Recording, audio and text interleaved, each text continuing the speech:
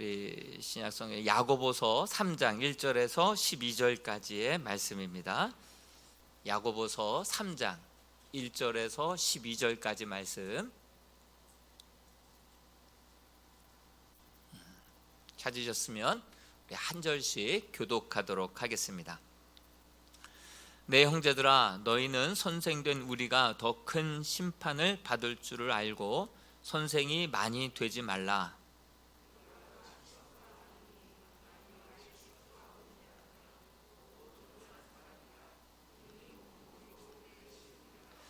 우리가 말들의 입에 재갈 물리는 것은 우리에게 순종하게 하려고 그 온 몸을 제어하는 것이라.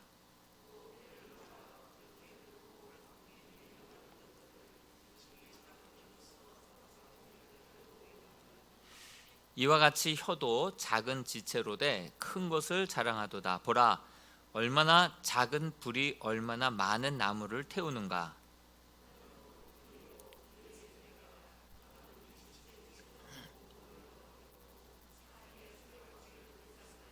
그 사르는 것이 죽불에 여러 종류의 짐승과 새와 벌레와 바다의 생물은 다 사람이 길들일 수 있고 길들여 왔거니와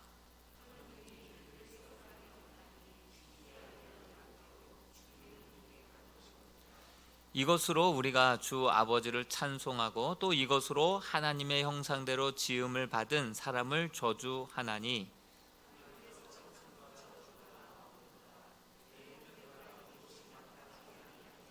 샘이 한 구멍으로 어찌 단물과 쓴물을 내겠느냐. 내 형제들아, 어찌 무화과 나무가 감람 열매를 포도나무가 무화과를 맺겠느냐. 이같이 짠 물이 단물을 내지 못하느니라. 아멘. 우리 심야 기도회 때마다 변화와 성숙을 위한 그러한 시간으로 우리 야고보서 강해를 계속해서 하고 있습니다. 행함이 없는 믿음은 죽은 믿음이다. 정말 진정 구원받은 믿음이라고 한다면 행함으로 그렇게 드러나야 한다라는 것을 계속해서 일과할 때에 말씀을 드리고 있습니다. 오늘 본문 말씀은 믿음을 실천함에 있어서 가장 먼저 경계해야 할 것에 대해서 이야기하고 있습니다. 오늘은 바로 말과 혀에 대한 교훈을 다루고 있습니다. 일단 떠나가게 되면 돌아오지 않는 것들이 있어요. 화살이 돌아오지 않죠. 시간이 흘러가면 또 돌아오지 않습니다. 한번 지나가면 영원히 돌아오지 않죠. 또 한 번 나간 말은 쉽게 돌아오질 않습니다. 이 중에서 가장 무서운 건 뭘까요? 이렇게 시위를 떠난 화살은 뭐 빗나갈 때가 많아요. 잘 명사수가 아닌 이상 빗나갈 때가 많고 나가도 한 명만 죽이죠. 그렇지만 또 시간은 어떻습니까? 시간은 내가 이렇게 낭비하고 허비하고 다시는 돌아오지 않는 시간을 내가 낭비하고 허비한들 지한테만 안 좋지. 뭐 다른 사람들한테 뭐 특별히 피해를 입히지 않고 부모님 좀 속을 상하게 하는 경우는 있지만 그렇게 피해는 결국 자기 몫이 되죠. 그런데 말은 어떨까요? 누구든 말은 평생 살아가는 동안에 하게 되죠. 꼭 말하고 나면 꼭 후회가 돼요. 말이 많은 날은 실수도 많고요. 꼭 들어와서 아휴 이 말 왜 했을까 하면서 내 입을 친 적이 있습니까? 없습니까? 이 말 왜 했을까? 왜 했을까? 순간 말하고도 담을 수가 없어서 그냥 끝까지 했다가 나중에 가서 후회할 때가 얼마나 많습니까? 말은 근데 중요한 것은 사람을 세우기도 하고 허물기도 해요. 신방을 가보면 우리 집에 아이가 둘이 있는데 그 중에 한 아이가 선생님의 무심코 던진 그 한마디의 말에 상처받아서 지금까지도 교회를 안 나가고 있습니다. 이런 얘기들을 심심치 않게 듣는 거예요.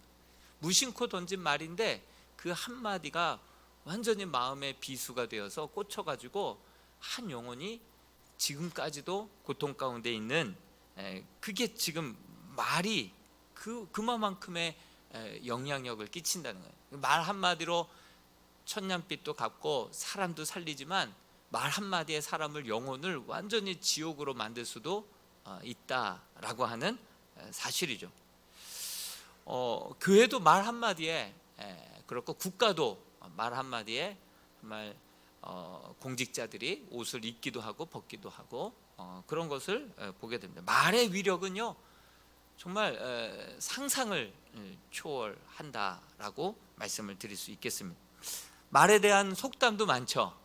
어떤 속담들이 있습니까? 말 한마디가 천냥빚도 갚는다. 말에도 온도가 있다는 거예요.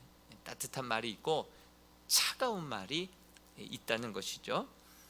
또 가루는 칠수록 고와지고 말은 할수록 어떨까요? 거칠어진다라고 하는 속담도 있죠.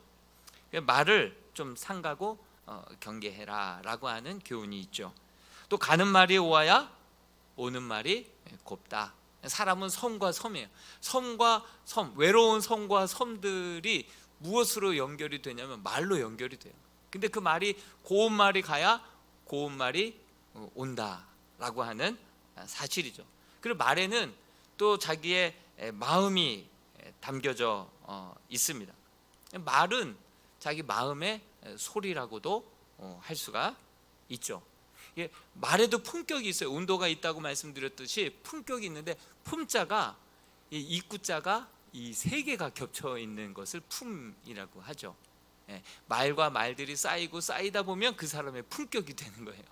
품격이 되는 거예요. 낮말은 새가 듣고 밤말은 쥐가 듣는다. 비밀은 없다. 낮이나 밤이나 늘 말 조심을 해야 한다라는 것이죠. 말이 많으면 쓸 말이 적다. 말이 많으면 실언을 많이 하게 되고 실수를 많이 하게 마련이죠.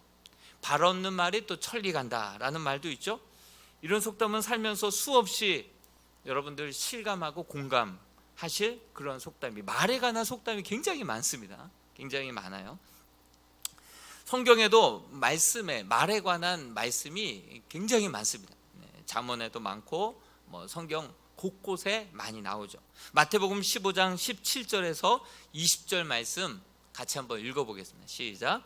입으로 들어가는 모든 것은 배로 들어가서 뒤로 내버려지는 줄을 알지 못하느냐. 입에서 나오는 것은 마음에서 나오나니 이것이야말로 사람을 더럽게 하느니라. 마음에서 나오는 것은 악한 생각과 살인과 간음과 음란과 도적질과 거짓과 증언과 비방이니 이런 것들이 사람을 더럽게 하는 것이요, 씻지 않는 손으로 먹는 것은 사람을 더럽게 하지 못하느니라. 정결예법에 대해서 주님께서 설명을 하실 때 씻지 않는 손으로 먹었다고 해서 그게 들어온 것이 아니라 입에서 나오는 것이 더 더럽다. 이것을 우리 주님께서는 말씀을 하시면서 입에서 나오는 이 말이 정말 영혼도 망치고 다른 사람들의 영혼도, 내 입도 망치고 내 영혼도 망치고 다른 사람의 영혼까지도 그렇게 더럽히고 망치는 그런 말이 될 수 있다.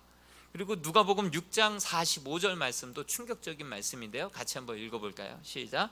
선한 사람은 마음에 쌓은 선에서 선을 내고 악한 자는 그 쌓은 악에서 악을 내나니 이는 마음에 가득한 것을 입으로 말함이니라. 보통 사람들이 그렇게 자기도 모르게 무의식 가운데 취중 진담이라고 하잖아요. 자기도 모르게 그냥 뱉은 말이 내 속에 있는 말이에요. 속에 가득한 것을 주로 말한다는 거예요. 그러므로 우리의 속을 무엇으로 늘 평상시에 말씀과 기도로 우리의 마음과 영혼을 항상 채워놔야 무의식 가운데 뱉어내서 내뱉는 말도 정말 나도 살고 다른 영혼도 살리는 그러한 말이 된다라고 하는 사실이죠. 오늘 본문에서도 너희는 선생 되지 말라. 말을 많이 하다 보면 실수가 많아지게 되고 그래서 결국은 그 말에 대한 반드시 더 큰 심판을 받게 된다. 말에는 영향력이 크기 때문에 책임도 크다. 그리고 그 심판 너 어떻게 감당하려고? 그래서 선생 되려 하지 말아라. 말을 많이 해야 되잖아요. 목사도 참 두려운 일이에요. 말을 해도 내가 다 살아서 하는 말이 아니기 때문에 말하면서도 부담이 돼요. 선생 되려고 하지 말고 가르치려고 하지 말아라.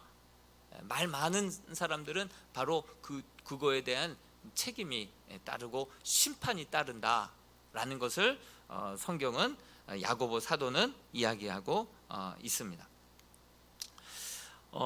사도 바울도 마찬가지예요. 스승은 많다. 1만 명이나 된다. 고린도전서 4장에서 이야기하고 있죠. 스승 되려고 하지 말아라. 스승은 1만 명이나 된다. 그러나 너희는 아비가 되어라. 아비는 적다. 나는 복음으로써 너희를 낳았으니 너희도 나와 같이 선생 되려고 하지 말고 복음으로써 해산의 수고를 통하여서 낳은 아비와 어미가 되라. 너희는 나를 본받는 자가 되라. 이렇게 이야기하고 있습니다.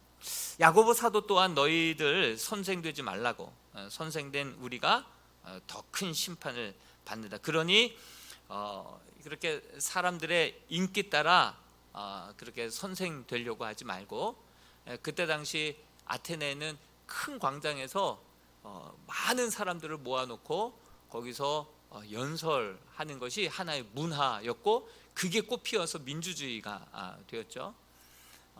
그러다 보니 사람들이 많은 사람들에게 설득력 있게 조리 있게 이야기를 잘하려고 수사학이 발달했습니다. 그래서 너나 나나 할 거 없이 수사학을 공부하고 그 광장에 모여서 막 연설을 하면 많은 사람들이 박수치면 그게 다 수입료가 되는 거예요. 오늘날의 유튜버처럼 조회수가 몇 건이냐에 따라서 그런 거예요.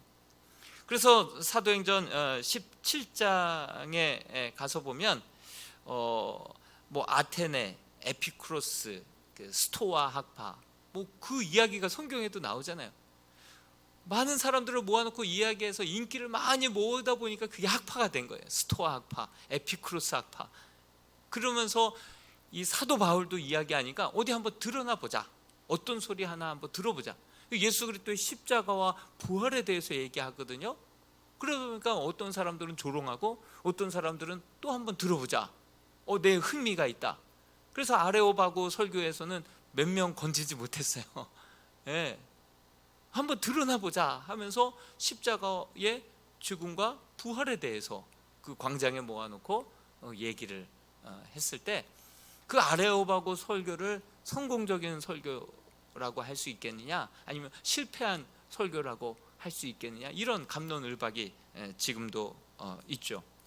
그러니 이 사도 바울은 스승 되려고, 선생 되려고 하지 말아라. 아비가 되라. 복음으로 한 영혼 한 영혼들을 잉태하고 그래서 낳아서 본으로서 끝까지 책임지는 아비와 어미가 되라고 그렇게 이야기해주고 있습니다. 그러면서 3절에 보니까 야고보 사도는 입에 재갈을 물려라. 재갈을 물려라. 그러니까 말을 함부로, 말이라고 그냥 다 말이 아니니까 말을 함부로 하지 말고 재갈을 물려라.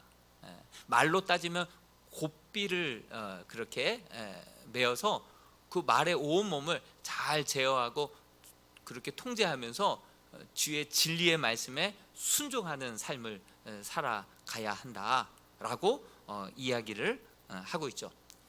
명칼은 어떤 칼이 명칼입니까? 칼집이 있는 칼, 그렇죠? 고수는요 함부로 휘두르지 않아요.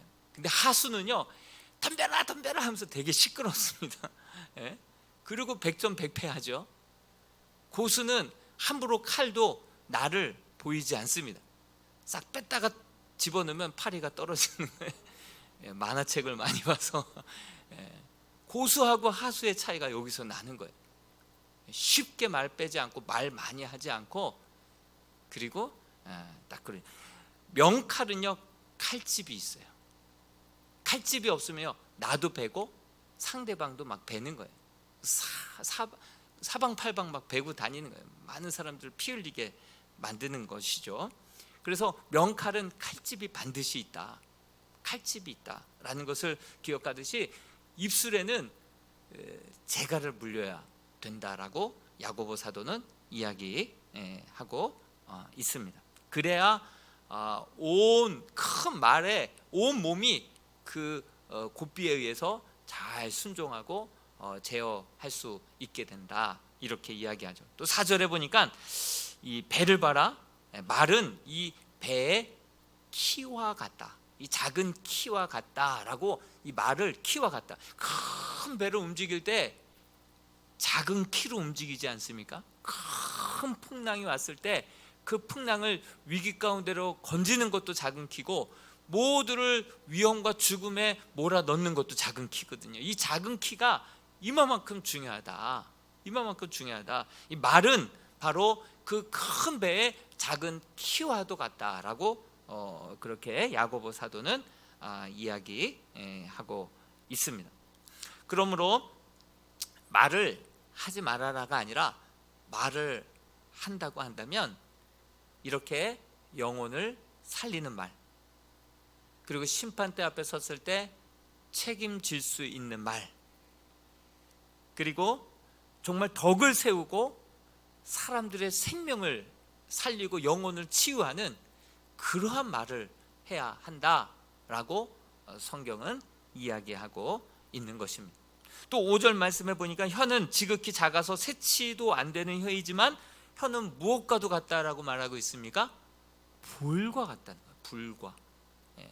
그래서 많은 나무와 산 전체를 태우기도 한다라고 얘기하죠. 실제로 막 미국의 뭐 로키 산맥이나 뭐 이런 데 한번 불 나면 막 몇 개월씩 가잖아요. 호주 한번 불 나니까 3개월 가대요.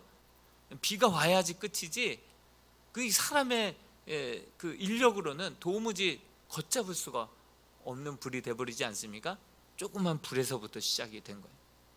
이 혀는 바로 이렇게 작은 키와도 같고 동시에 온 산을 다 불태워버리는, 다 황량하게 만들어버리는 불과도 같다라고, 그 말의 그 영향력, 그 파괴력, 그거에 대한 책임을 철저하게 야고보 사도는 이야기하고 있습니다. 그래서 그 파급력이 굉장히 크다. 6절에도 이렇게 얘기하고 있어요. 혀는 곧 불이요 불의 세계라. 혀는 우리 지체 중에서 온 몸을 더럽히고 삶의 수레바퀴를 불사르나니 그 사르는 것이 지옥불에서 나느니라. 혀는 또한 불과 같아서 온 몸과 삶뿐만이 아니라 영혼까지도 불살라서 그 지옥의 불과 같다라고까지 묘사하고 있는 것이죠. 말 한마디로 이렇게 청년빛도 같지만 말 한마디로 완전히 한 영혼을 지옥불에 쳐 집어넣는 그러한 말이 될 수 있다라고 하는 사실을 기억하면서 말 한마디로 정말 영혼을 살리고 그 상처를 치유하고 정말 하나님의 뜻을 전달하는 그러한 전달자들이 될 수 있기를 주님의 이름으로 축복합니다. 그러기 위해서는 이 말에 있어서 재갈을 물려야 한다, 그렇게 이야기하고 있죠. 우리가 한번 구조만 보더라도 귀는 몇 개고 입은 몇 개입니까? 듣기는 속히 하고 말하기는 더디하라. 이게 성경의 말씀이에요. 귀를 2개 주신 이유는 그렇게 여러 번 듣고, 그리고 좌우편을 잘 살피면서 잘 듣고, 말은 하나만 해라, 한 번만 해라. 그리고 그 말도 이빨이라고 하는 셔터가 있죠. 그리고 그 위에 입술이라고 하는 보자기가 있죠. 말도 그냥 이렇게 셔터로 내리고 보자기로 싸가지고 몇 번의 필터를 거쳐서 말을 하게 만들어 냈습니다. 그러니까 그렇게 말을 우리가 한 번 하기 위해서 더 많이 듣고 더 많이 생각하고 필터링을 해서 이 말이 진짜 도움이 될지, 영혼을 살릴지, 교회의 덕이 될지, 그것을 한번 생각하고 그 다음에 이야기해라. 이것을 우리에게 말씀해 주고 있어요. 말씀 원자도 이렇게 보면 입구자 위에 거의 한 네 번 있지 않습니까? 4번 생각하고 그렇게 말하라 라고 하는 뜻에서, 그렇게 사실 입구자 위에 두 이자가 그려져 있거든요. 2번 생각하고 말을 해라 라고 하는 그러한 뜻에서 이 한자가 만들어진 것이죠.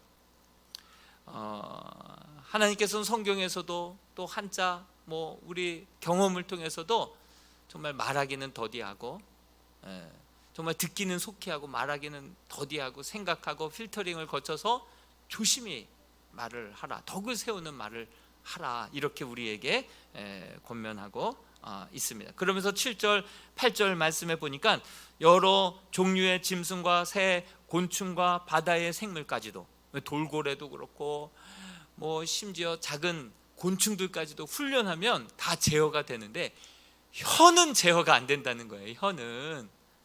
혀는 이게 쉽게 제어가 안 된다, 이렇게 말을 하면서 8절 같이 한번 읽어볼까요? 8절은 같이 읽어봅니다. 시작. 혀는 능히 길들일 사람이 없나니 쉬지 않는 악이요 죽이는 독이 가득한 것이라. 길들여지지 않는 이 말은 말이 아니라 악이고 독이다 이거예요. 여러분, 젖소가 물을 먹으면 무엇을 내놓죠? 젖을 내놓죠. 그런데 독사는 물을 먹으면 뭘 내놓죠? 독을 내놓죠. 똑같은 물을 먹는데 어떤 사람은 악을 내고 독을 내는데 어떤 사람은 생명을 낳고 사람들을 살리는 말을 낳는다라고 하는 사실을 우리는 기억해야 할 것입니다.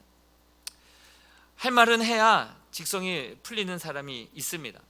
그렇지만 말이라고 다 말이 아니라고 하는 사실을 우리가 기억해야 할 것입니다. 나는 태생적으로 거짓말을 못해. 할 말은 해야 직성이 풀리는 사람이야. 그렇지만 나는 뒤끝은 없어. 대부분 그렇게 얘기하죠.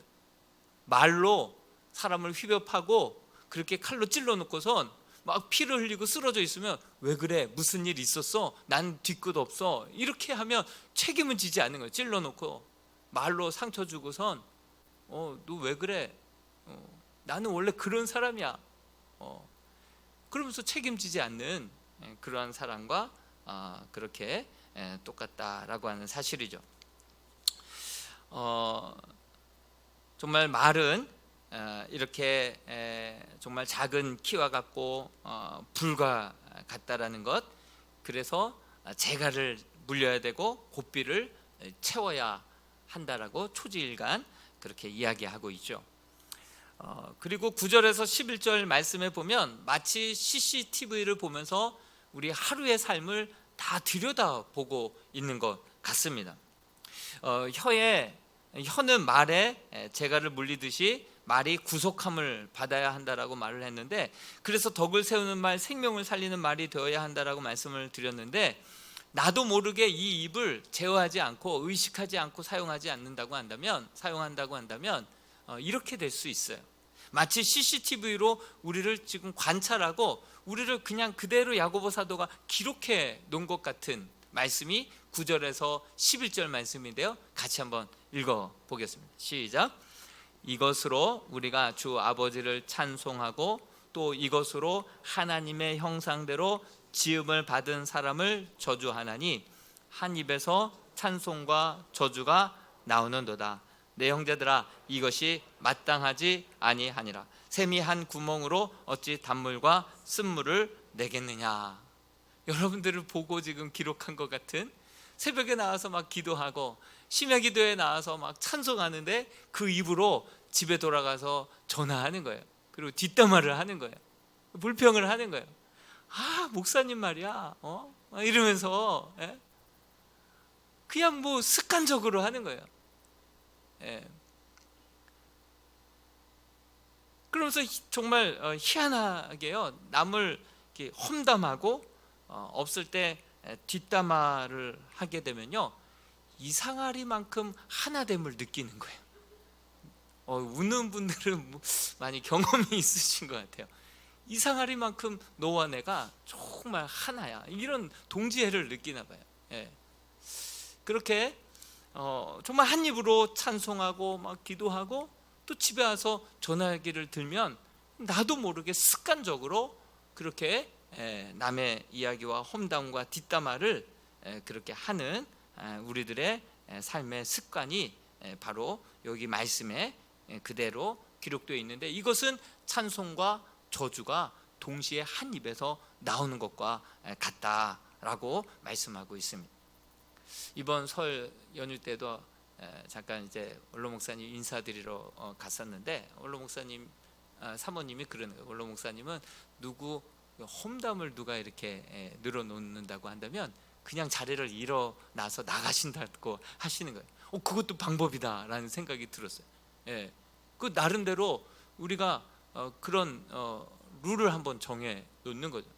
자꾸 누구 험담을 하면 조용히 일어나서 나가는 것을 내 삶의 하나의 패턴으로 하면, 우리가 남의 험담과 뒷담화를 할 때마다 그런 것들을 다시 한번 의식하고, 내가 또 이랬지 하면서 삶의 승리로 좋은 습관이 우리 몸에 배게 되지 않겠습니까?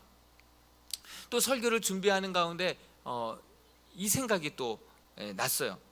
예전에 보라색 고무 밴드를 제가 이야기를 들은 적이 있어요. 미국의 미주리주의 윌 보헨 목사님이 저 보라색 밴드를 하나 개발을 했어요. 2006년도 7월에 교인들은 많지 않았지만 함께 모여서 여름 독서 토론을 하고 있었어요.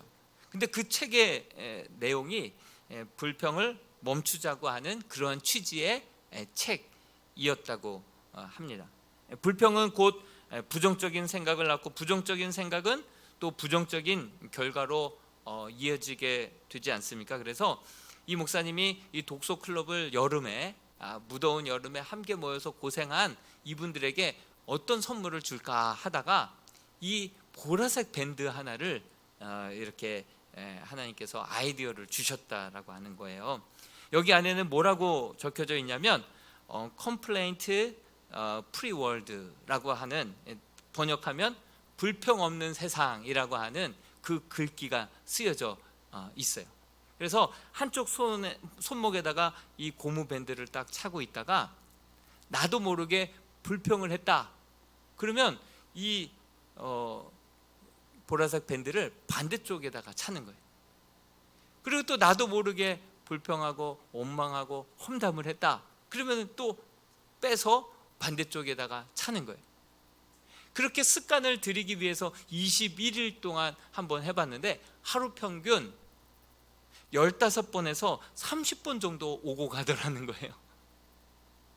그래도 이 불평하는, 원망하는 이 습관이 안 없어져서 없어질 때까지 한번 해봤다는 거예요. 근데 점차 줄더니만 이 어떤 분은 4개월, 어떤 분은 8개월 지나서야 비로소 이 습관이 그렇게 잘 사라졌다라고 하는 이야기를 그렇게 전에 들은 적이 있습니다.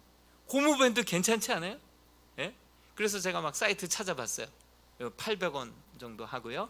그거 고무밴드 이렇게 주문하면 800원 정도로 해서 전 교인이 한번 차고, 사순절 기간 동안에, 이 사순절 기간 동안에 우리가 이 고무밴드로 우리의 언어 습관을 한번 이렇게 좀 교정하는 그런 시간으로 삼으면 나름 절제되고 우리의 언행 심사가 주님 안에서 변화와 성숙으로 더 깊어져 가는, 나아가는 그러한 시간이 되지 않을까, 그런 생각을 해보게 되었고, 그렇게 한번 추진해 봐야겠다라는 생각도 갖게 되었습니다. 가만히 보니까요, 이 사람이 죄가 어디로 오냐면 우리의 눈을 통해서, 귀를 통해서 죄가 들어오는 것 같아요. 그리고 우리의 죄악이 어디로 나가냐면 입을 통해서 나가는 것 같아요. 그리고 이 눈과 그 입을 지켜주는 그 문지기 역할을 마음이 하는 것 같아요. 마음이. 그러므로 우리의 마음을 하나님의 말씀으로, 기도로 채우게 되면 이 나가고 들어가는 것에 있어서 우리의 눈과 우리의 귀와 우리의 입이 이렇게 변화와 성숙으로 나아가는 데 있어서 이 마음을 하나님의 말씀으로 암송하고 그 말씀을 묵상하고 그 말씀을 우리의 이 눈으로 세상을 바라보는 것이 아니라, 정욕을 바라보는 것이 아니라 하나님의 말씀을 보고 하나님의 말씀을 주야로 묵상하고 그것을 눈을 감고 정말 그것을 암송할 때 우리가 세상을 이길 수 있는 힘, 정말 하나님의 기뻐하시는 변화와 성숙의 삶으로 나아가게 될 줄로 믿습니다. 하나님의 말씀으로 우리 청년의 때에 우리의 마음과 생각과 죄로부터 우리의 영혼을, 우리의 육신을 지킨다라고 시편에 말씀하고 있지 않습니까? 그러므로 죄가 이 눈으로 들어오고 귀로 들어오고 이 죄악이 입술을 통해서 나가는데, 그것을 지키는 문지기와 같은 이 마음을 하나님의 말씀으로, 하나님의 기도로, 성령으로 충만케 채울 때 우리는 보다 더 변화와 성숙으로 주님 닮아가는 인격으로, 그러한 말과 행동으로 나아가게 될 줄로 믿습니다. 보니까 우리는 이 세상을 살아가는 동안에 세 가지와 관계를 맺고 살아요. 하나님과 관계를 맺고 살고요, 나 자신과 관계를 맺고 살고요, 그리고 이웃과 관계를 맺으며 살아가요. 신앙은 관계예요. 인생은 관계라고 할 수 있어요. 그런데 그 하나님과의 관계를 잘 가지려면 우리의 마음을 잘 지켜야, 하나님을 마음으로 신뢰하고 온 마음 다하여 하나님을 사랑해야 하나님과의 관계가 잘 유지되는 것 같아요. 나 자신과의 관계는요, 눈을 잘 지키면 보는 것이 내가 되거든요. 그렇기 때문에 우리의 생각, 우리의 그 모든 것들이, 죄가 결국 눈을 통해서 들어오고 귀를 통해서 들어오기 때문에 우리의 눈과 이 귀, 이것을 잘 지키면 우리의 영혼이 거룩해지고 주님 닮아가는 영혼이 되는 거죠. 그리고 대인관계에서는 무엇이 제일 중요하냐면 말이 중요한 것 같아요. 입이 제일 중요하다. 말을 조심해야 되고, 말을 가려서 해야 되고, 한 번 말할 거 두 번 생각하고 그렇게 무게감 있게 말을 해야 대인관계가 정말 잘 유지될 수 있다라는 생각이 들었습니다. 그래서 오늘 이 야고보 사도 정말 이 말의 실수가 없는 자가 온전한 자다라고까지 이야기할 정도로 이 말이 굉장히 중요한데, 우리들의 언행 심사, 특별히 이 말이 정말 하나님이 기뻐하시고 영혼들을 살리고 하나님의 나라를 이 땅에 앞당기는 그러한 말과 그런 언행 심사로 하나님이 우리의 인생을 들어서 마음껏 존귀하게 사용하시는 저와 여러분들이 될 수 있기를 주님의 이름으로 축원드립니다. 우리의 말이 구속함을 받고 정말 우리의 말이 은혜 받은 자다운 말과 그런 행동이 될 수 있기를 주님의 이름으로 축원드립니다. 같이 한번 우리 이 찬양 불렀으면 좋겠습니다. 내가 얼마나 은혜를 많이 받고 살아왔는지 작년 한 해를 돌아보고 올 한 해를 내다보면서 우리 잘 아는 이 찬양, 이 은혜라고 하는 이 찬양을 부르면서 내가 이런 은혜를 받고 살아왔는데 어떻게 내 말에는, 내 행동에는 전혀 은혜 받지 않은 사람과 같이 말하고 행동하나. 하나님, 내 삶에도 내 말에도 은혜가 묻어나게 하시고 정말 하나님이 사용하시는 그런 말과 삶이 되게 해달라고 기도하는 마음으로 이 찬양 같이 부르겠습니다.